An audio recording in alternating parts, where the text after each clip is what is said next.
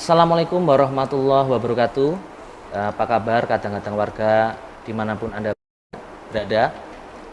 Jumpa lagi dengan saya tentunya Coach Ageng Bodro. Kita sudah lama nggak bincang-bincang.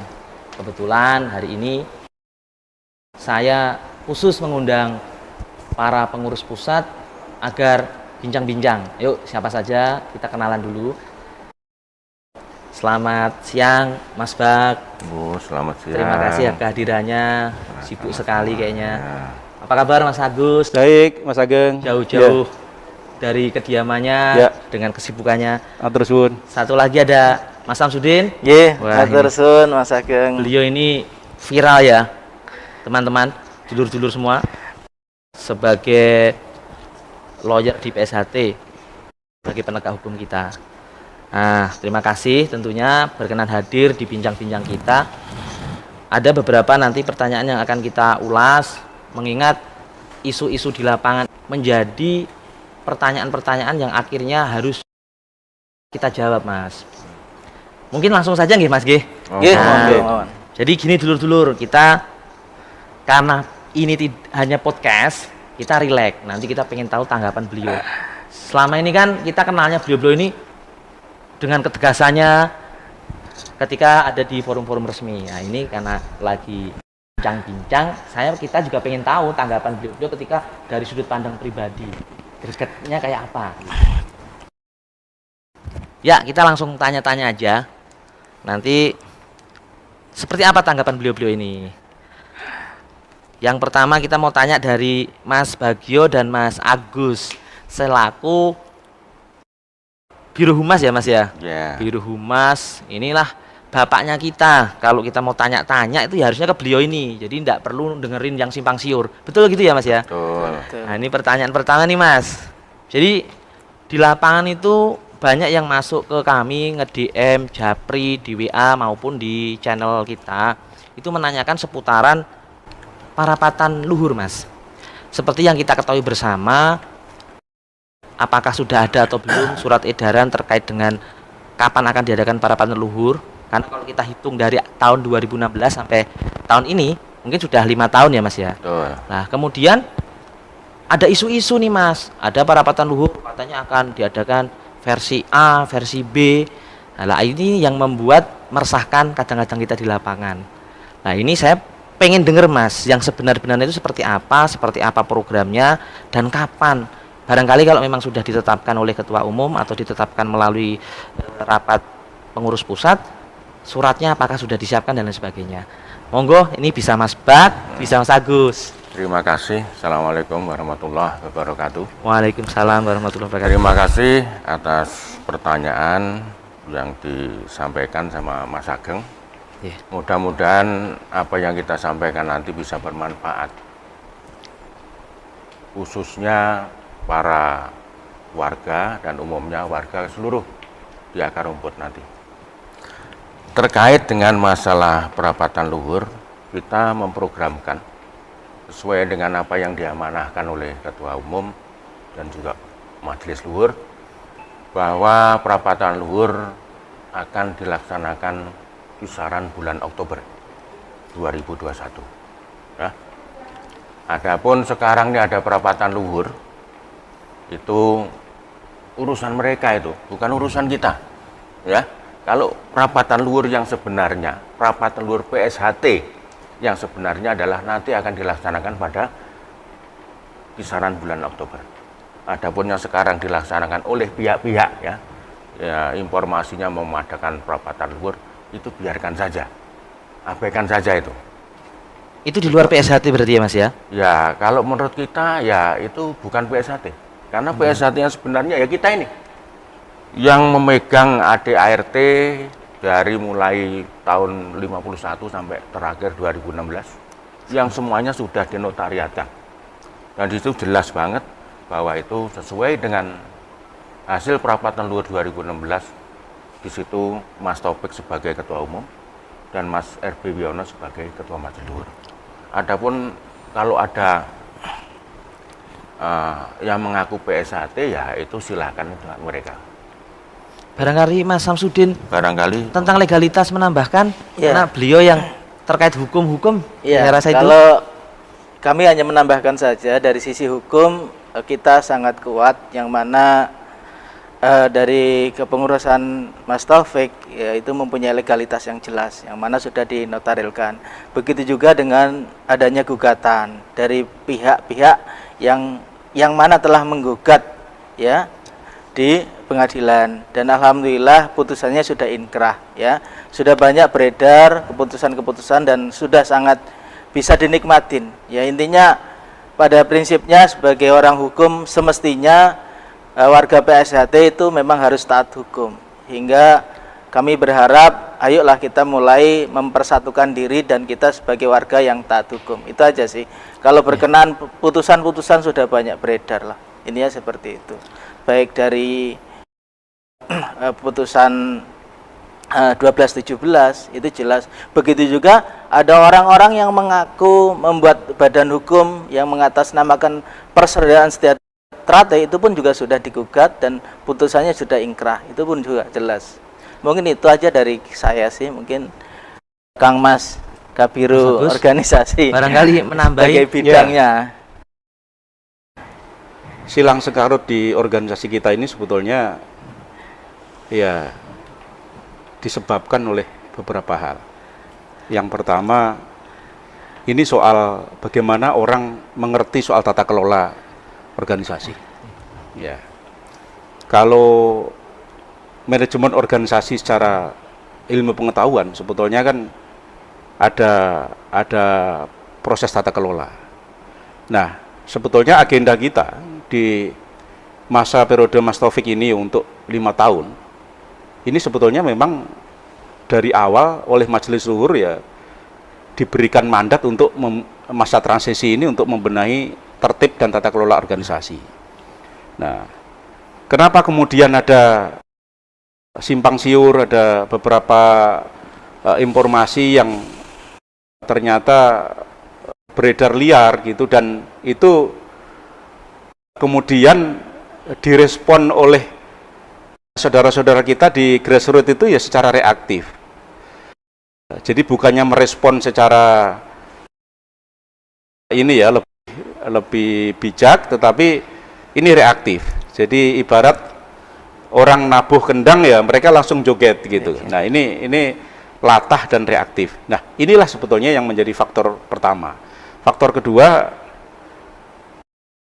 informasi yang berkembang seperti setelah beberapa saat setelah Parapatan Luhur 2016, ini kan ada sekelompok orang yang memang punya misi-misi yang dugaan kami memang tidak terwujud ya, sehingga ada gerakan-gerakan protes, ada gerakan-gerakan makar dalam tanda kutip yang akhirnya menimbulkan kegaduhan di organisasi.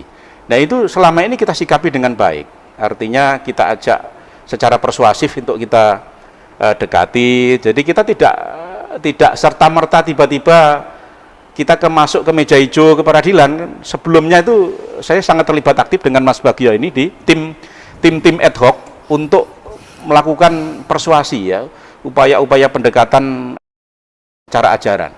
Tetapi memang ikhtiar-ikhtiar kita ini ternyata mentaharnya tidak direspon oleh mereka secara baik. Inilah akhirnya muncul, akhirnya sampai puncaknya saat ini mereka merasa bahwa mereka itulah yang sah, sementara kita yang tidak sah. Mereka merasa mereka yang sudah mengganti Mas Taufik, sementara kita itu merasa kita tidak ada persoalan. Nah, jadi dasar untuk mengganti itu kalau di organisasi itu harus ada alasan dan dasar yang kuat. Kalau tidak ada dasar yang kuat, pelanggaran ADART misalnya, atau berhalangan tetap, ya, berhalangan tetap itu meninggal dunia karena sakit, dia tidak bisa menjalankan tugasnya, ya, kemudian dia mengundurkan diri secara sukarela. Ada 3 hal ini sebetulnya. Nah, kalau itu tidak ada, maka organisasi kita hasil PSHT hasil Parapatan Luhur ini ya biarlah berjalan sampai nanti 2021 ini masa periodenya selesai. Nah, kapan Parapatan Luhur itu dilaksanakan? Ya tentu ini organisasi ini ada manajernya, ada pemimpinnya ya. Nanti kalau pengurus pusat sudah membuat surat edaran resmi, oh berarti sudah ada perencanaan tentang pelaksanaan perapatan luhur. Nah, di surat edaran kita kan sudah jelas. Surat edaran 021. Ya, saya mulai hafal. Nomor-nomor aja kita harus hafal. Nomor putusan aja saya hafal. Jadi memang harus dihafalin. Karena supaya kita di surat edaran 021 yang dikeluarkan pengurus pusat yang ditandatangani oleh ketua umum dan sekretaris umum itu sudah tegas bahwa nanti karena menyesuaikan dengan kondisi kita saat ini yang sedang dilanda pandemi COVID-19, maka kita tidak buru-buru untuk seperti orang mau dikejar apa aja gitu loh, perapatan luhur itu. Kalau ternyata situasinya belum memungkinkan untuk kita berkerumun, mengumpulkan massa, yuk jangan dilanggar dong. Itu kok protokol kesehatan. Nah, monggo kalau yang mau nekat ya nanti berurusan dengan gugus tugas COVID-19 dan aparat keamanan, aparat TNI Polri, aparat gabungan. Ya, kalau mau nekat, tetapi kita ingin terus berkoordinasi dengan aparat keamanan supaya kita ini tidak salah langkah. Kita organisasi besar kok, mosok dikelola dengan cara melawan arus kan nggak benar. Saya kira itu Mas Ageng. Jadi supaya dulu-dulu di bawah ini tercerahkan lah, jangan dikit-dikit piye Mas ini ono perapatan luhur, biarin aja. Mas Bakteri loh, biarin aja mau jungkir balik 1000 kali juga nggak apa-apa. Oh, nggak ada pengaruhnya buat kita PSHT gitu. Luar biasa sekali ya Mas ya. Jadi tapi juga patut kita apresiasi tentunya bahwa mereka bereaksi kadang-kadang kita di akar rumput ini karena kecintaan terhadap PSHT Mas. Oh ya. Cuman hanya mungkin tugas melalui humas. Betul. Kita apresiasi itu Mas Ageng. Mengarahkan mereka supaya bahwa jangan sampai mudah terprovokasi. Betul. Karena mungkin PSHT kan tahu benar dan salah ya Mas. Tadi sudah diulas bahwa loh udah tahu sekarang dilarang ada kerumunan terkait protes dan sebagainya, masa kita ngelawan. Nah, tentunya hal ini juga perlu dipahami oleh kadang-kadang gitu. Wah, luar biasa sekali nih. Jarang-jarang kita bisa bukan ngumpulin sih, bisa kumpul dengan beliau-beliau ini, dulur-dulur. Kemudian ada poin yang kedua, Mas. Poin kedua kita ini gini, Mas. Kita nggak bisa menyalahkan kadang-kadang kita yang di bawah. Namanya saking cintanya tadi, saya ulang. Tapi himbauannya harusnya seperti apa nih, Mas? Agar dulur-dulur ini tidak gampang bereaksi, gitu loh. Katanya kalau saya dulu latihan gitu, Mas Agus kan dulu juga ngelatih saya.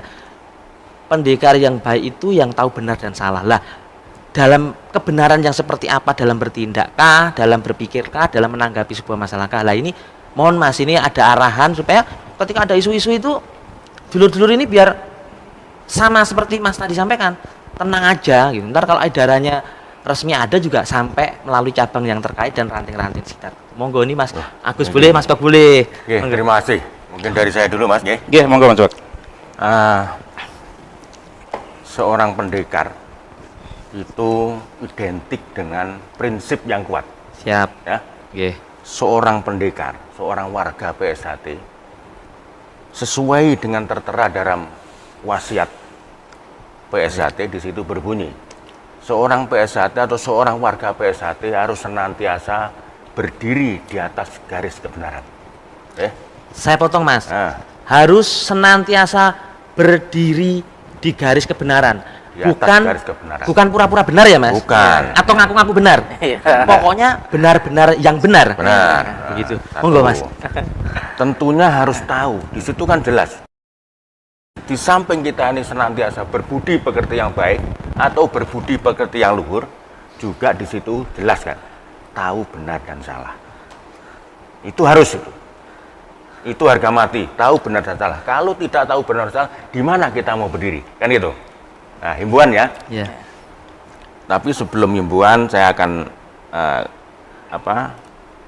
ulas balik sedikit tadi. Flashback ya. Barangkali itu bisa menjadi tambahan amunisi kepada adik-adik kita yang ada di grassroots ya. Tadi yang pertama, mungkin ada pertanyaan, kok Mas Bak tadi bilang SK yang sebenarnya. Nah, itu perlu kita tegaskan bahwa perapatan luhur 2016 itu sangat mengikat di situ. Sangat mengikat. Ya. Sangat mengikat karena di situ pernah diuji materi, diajukan gugatan oleh pihak lain yang meragukan adanya perapatan LUHUR 2016 dan hasilnya inkrah bahwa perapatan LUHUR 2016 itu sah dan sudah mempunyai kekuatan hukum yang tetap. Itu yang pertama. Dan yang kedua,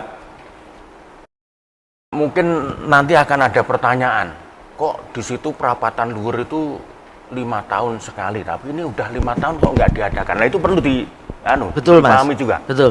Kenapa kok diadakan nanti pada kisaran bulan Oktober? Itu perlu jelas lagi. Jangankan kita, IPSI, IPSI, organisasi IPSI, yang seharusnya itu sudah diadakan perapatan LUHUR 2020. Ini pun juga belum bisa dilaksanakan. Kenapa? Itu semata-mata menghargai atau menghormati aturan yang saat ini sedang digaungkan oleh pemerintah. Dalam hal ini adalah untuk memangkas penyebaran COVID-19 tadi. Ya, kita sebagai warga PSHT harus senantiasa patuh dan taat kepada hukum yang berlaku di negara hukum kita yang kita cintai. Itu. Untuk himbauan ke depan, saya mohon kadang-kadangku, saudara-saudaraku semua di Indonesia ini atau mungkin bahkan sampai di mancanegara, saya mohon untuk tidak mudah terprovokasi, untuk tidak mudah terhasut, ya. Untuk tidak mudah terprovokasi, untuk tidak mudah terhasut dan terkecoh. Ingat bahwa seorang pendekar tidak boleh gumunan, tidak boleh kagetan, ya, tidak boleh kalau emang kira-kira ada yang kurang pas, yang kurang apa, kira-kira apa, perlu dipertanyakan, silakan berhubungan sama pengurus pusat. Baik. Atau mungkin langsung ke saya selalu terbuka kapanpun, dimanapun. Nomor telepon saya jelas. Silahkan hubungi saya kapanpun, dimana selama saya nggak tidur, mesti saya angkat dan saya kasih pencerahan. Siap. Warga di seluruh Indonesia ini, di sana ada pengurus, mungkin tingkat rayon, ranting, cabang, bahkan sampai ke perwakilan pusat, silahkan komunikasi langsung sana. Kurang puas silahkan komunikasi dengan saya selaku Kabiro Humas, dan tugas pokok saya selaku sebagai corong organisasi, corongnya ketua umum, atau sebagai penyambung lidah dari organisasi yang paling atas sampai ke bawah, atau merespon dari bawah ke pusat. Silahkan. Terima kasih Mas Bak. Ini mumpung saya belum lupa nih. Nah, jadi ini saya lempar ke Mas Samsudin. Apalagi nih? Poin pertama tadi adalah bahkan sudah diuji materi, Mas. Ini kan harus benar-benar dipahami oleh dulur-dulur. Mana itu urusannya itu. Ada yang maido, kalau orang Jawa bilang ada yang maido, bahkan menggugat tapi akhirnya kalah juga. Nah ini dalam bahasa hukum itu yang selama ini Mas Samsudin mendampingi, seperti apa sih Mas uji materi itu sampai mereka atau mereka yang di luar sana itu sampai tidak disah gitu, tidak disahkan. Nah itu seperti apa Mas? Ya intinya kan dalam uji materi itu disidangkan di pengadilan, yang mana disidangkan di pengadilan Madiun dari tingkat pertama yaitu gugatan ditolak, begitu juga diajukan upaya banding oleh pihak yang penggugat, dan akhirnya hasilnya pun juga ditolak, begitu juga kasasi Mahkamah Agung, dan akhirnya perkara nomor 1217 itu sudah ingkrah, punya berketetapan hukum tetap. Nah ini jelas, sehingga ini yang saya katakan bahwasanya segimanapun tadi yang dikatakan Kabiro organisasi, Kabiro Humas itu adalah benar, bahwasanya ini keabsahannya legal dan jelas sekali. Maka kalau toh memang ada orang yang berupaya mengaku-ngaku PSHT, ya mohon bisa dilihat. Sekarang cukup dengan googling aja Mas, bisa siapa sih ketua umum PSHT itu gitu. Atau mungkin ada juga yang mengatasnamakan ketua umum PPSHT PM. Ya ada juga, mungkin bisa digolongin juga bisa gitu. Jadi sekarang tuh melek intelektual ya. Jadi tadi juga saya tambahkan dari Kabiro Humas bahwasanya apapun informasi yang bersifat kebenaran itu selalu ditandatangani oleh ketua umum dan sekretaris umum. Itu pasti, yaitu berupa syarat edaran yang dari atas ke bawah. Itu kuncinya. Jadi tidak usah terprovokasi dengan adanya sosmed yang mungkin diunggah video apapun yang tidak, yang bertujuan memang untuk membombardir dalam artian terjadinya perpecahan antar saudara ini kita hindarin. Makanya kita harus cerdas ya. Saya sangat sepakat mendukung arahan Kabiro Humas dan Kabiro organisasi. Komunikasi antar wilayah, komunikasi antar hubungan dari rayon ke ranting, ranting ke cabang itu penting sekali. Saya kira itu aja sih. Terima kasih Mas. Berarti dari sudut pandang hukum sudah jelas banget, gamblang disampaikan. Nah, kemudian ini nih Mas, saya poin ketiganya Mas Bagio tadi mengatakan bahwa terbuka. Berarti artinya kapanpun kalau memang betul-betul tidak melek hukum, tidak melek informasi, diperkenankan ya Mas ya. Tadi diperkenankan kalau bebas. Ya. Kita mungkin selalu welcome. dari Mas Agus juga seperti itu mungkin. Ya, iya, saya kira kita ini kan organisasi ini kan organisasi sosial. Jadi kita ini bukan organisasi politik, ini perlu dicatat ya. Siap. Kita bukan organisasi politik, makanya jangan menggunakan genre-genre politik masuk ke organisasi PSHT. Jangan menggunakan idiom-idiom politik di dalam organisasi PSHT, karena organisasi pengabdian. Ini sosial. Nah, karena kita mengabdi, maka kepentingan kita ya kita disumpah untuk mengembangkan ajaran PSHT. Nah, itu kita lakukan sampai akhir zaman. Selama kita dikasih umur panjang, keberkahan, sehat walafiat, ya kita tugasnya mengembangkan ajaran PSHT itu, Mas Ageng. Jadi siap. tidak perlu seolah-olah ini kan yang di sana itu kok gaduh dan oh ini milikku, bukan milikmu, kan begitu tuh. Padahal ini organisasi sosial. Jadi siapapun sebenarnya bisa gabung. Nah, cuma di kita kan mekanisme gabung itu rekrutmen mulai dari siswa, kemudian disahkan jadi warga, dia jadi anggota gitu. Dan semua nanti kembali ke masyarakat untuk melatih, mencari siswa dan nggak dibayar gitu. Nanti ngapain kita mebrutkan, oh ini milikmu, ini milikku, itu bukan milikmu, kan seolah-olah begitu. Padahal ini organisasi sosial, tempat beramal ibadah, ladang amal ibadah untuk mengabdi kepada seluruh anggota SHT, organisasi, sehingga mudah-mudahan ini jadi dicatat menjadi amal soleh. Siap. Kan gitu Mas Ageng. Betul, sesuai. Jadi nggak usah ribut-ribut. Ini kan seolah-olah ribut, ini punyaku, bukan punyamu lah. Memang ini punyanya siapa? Hak merek ini yang misalnya bed itu, yang desain itu istrinya Pak Santoso bersama anaknya, kemudian disempurnakan Pak Badini, ya nggak bisa dong diklaim oleh orang yang sebetulnya nggak ngerti sejarah dulu nulisnya bagaimana, desainnya gimana. Kan malu sebetulnya Mas. Ya tapi inilah ya kodrat iramanya setiap manusia, setiap warga sejahtera itu beda-beda.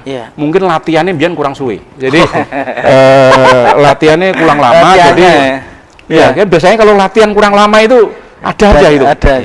Mesti rodok seleo itu di perjalanan itu, karena itu. Tendangannya bagus nggak Mas? Tendangannya rodok ini juga ngeliur-ngeliur juga. Ya mungkin Mas, saya menambahkan dari Kabiro organisasi. Ya mungkin sedikit tadi tentang merek ya. Intinya gini Mas, sepengetahuan saya dalam hukum ya, merek 41 ini jelas adalah milik PSHT ya, yang kebetulan didaftarkan oleh atas nama pribadi ya. Namun sebelumnya merek ini sudah ada, gambar logo ini sudah ada dari pendahulu-pendahulunya ya. Kebetulan saja didaftarkan oleh atas nama pribadi. Nah semestinya dikembalikan lagi ke organisasi. Ya, itu yang jelas. Jadi mohon maaf, jadi berkenaan dengan merek yang mungkin kemarin ada di 41, yaitu sebenarnya saya jelaskan kembali, Mas Ketum, Mas Taufik selaku ketua organisasi ingin meminta dalam artian mengambil untuk dikembalikan kepada organisasi. Namun fakta hukum memang saat ini belum berpihak kepada organisasi. Nah, ini bukan berarti kita berhenti ya. Ya, kita tetap melakukan upaya.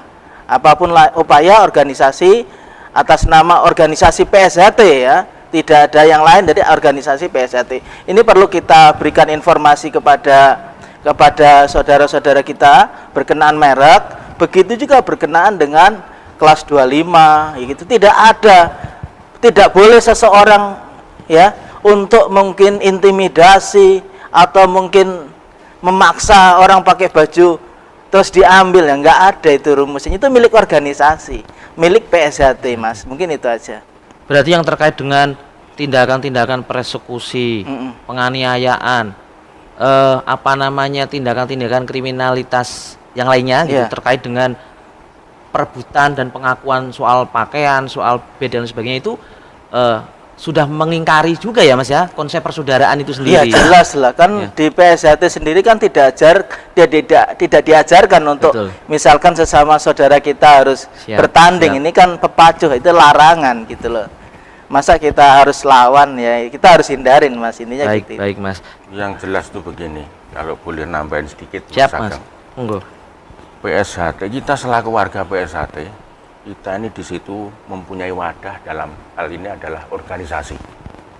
Terhadap organisasi, kita ini sebagai warga mempunyai tugas dan kewajiban yang sama, mempunyai rasa miliki yang sama, dalam rangka memperjuangkan, menjaga, mengembangkan, memajukan organisasi tersebut, termasuk menjaga aset. Baik. Aset kita ada yang hilang. Ya. Milik organisasi yang sudah dimiliki dari tahun dari yang disampaikan oleh Kabiro sama bidang organisasi tadi, itu adalah jelas di situ dalam pasal 14 ADRT itu tertera di situ bahwa hak paten itu adalah sepenuhnya milik organisasi, dan saat ini rupanya lagi jalan-jalan. Baik Mas. Dimiliki oleh perorangan. Nah, ini sekarang kita mempunyai kewajiban, mempunyai tugas yang sama, gimana caranya untuk mengambil kembali aset tersebut menjadi milik organisasi lagi. Makanya ini urusannya Mas Samsudin untuk berusaha keras, yang saat ini belum berpihak kepada kita tadi, harus berusaha gimana caranya supaya aset tersebut bisa kembali jadi milik kita bersama, bukan hanya milik perorangan satu orang. Baik Mas Bagio, Mas Agus, dan Mas Samsudin. Saya gamblang sekali, dulur-dulur, kita jarang-jarang nih bisa dengar langsung dari beliau-beliau ini bidang hukum, bidang organisasi, dan bidang humas. Dan saya tidak tahu nanti selesai dijewer apa andaan memaksa beliau untuk hari ini kita tanya-tanya. Terus saya bisa ambil kesimpulannya. Nah, pada intinya apapun yang ada di dalam PSHT adalah milik organisasi. Jadi kita sebagai generasi penerusnya, terutama yang di lapangan, seyogianya juga bisa menyikapi dengan nilai-nilai budi pekerti yang luhur. Dan saya rasa Ido juga akan melanjutkan aktivitasnya. Terus jangan lupa kita nanti akan punya channel satu lagi, yaitu PSHT Prestasi, yang mana isinya adalah semua konten-konten yang berkaitan dengan organisasi PSHT dari seluruh cabang di Indonesia. Nanti secara teknis akan saya sampaikan Mas, akan saya laporkan, yang lalu saya izin supaya sedulur-sedulur di seluruh cabang di Indonesia ini punya wadah dan punya kebanggaan bahwa perkembangan baik latihan, baik prestasinya, baik kreatifnya itu ditayangkan di channel pusat ya Mas ya. Nah, ini sebagai bentuk kita merekatkan dengan kadang-kadang kita yang dari yang jauh-jauh, terutama yang di Papua, yang di Waikambas dan lain sebagainya. Saya rasa itu kesimpulannya, dan wong PSHT itu sugio welas asih nanging ojo nganti tanpa doyo. Saya rasa itu. Wassalamualaikum warahmatullahi wabarakatuh. Terima kasih Mas. Waalaikumsalam warahmatullahi wabarakatuh.